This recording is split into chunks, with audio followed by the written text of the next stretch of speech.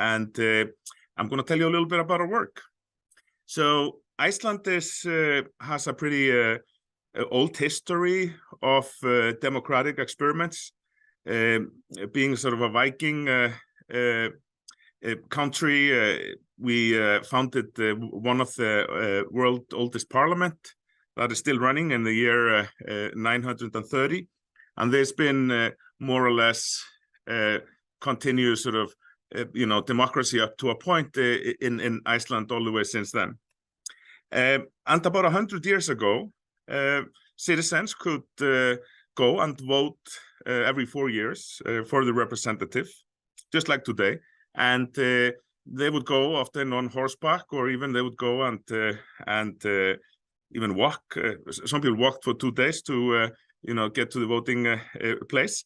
And they would often meet their representatives even in the street. And there was not a lot of people living in Iceland at the time, and there was more closeness, I guess, with the people who were going into parliament.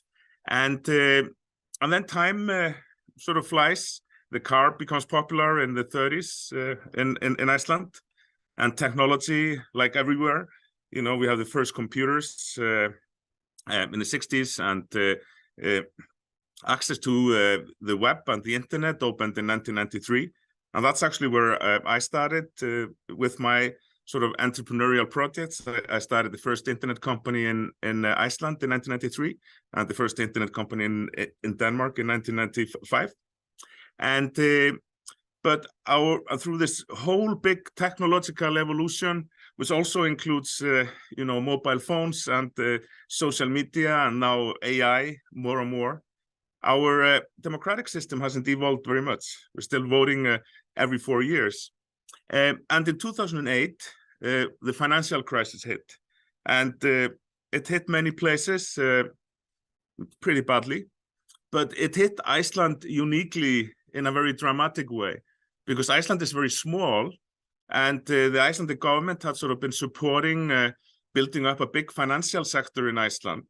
So we had like a financial sector that was like 11 times the GDP of the whole country. So it was like a huge balloon, much bigger than the whole system of Iceland. And it all came tumbling down.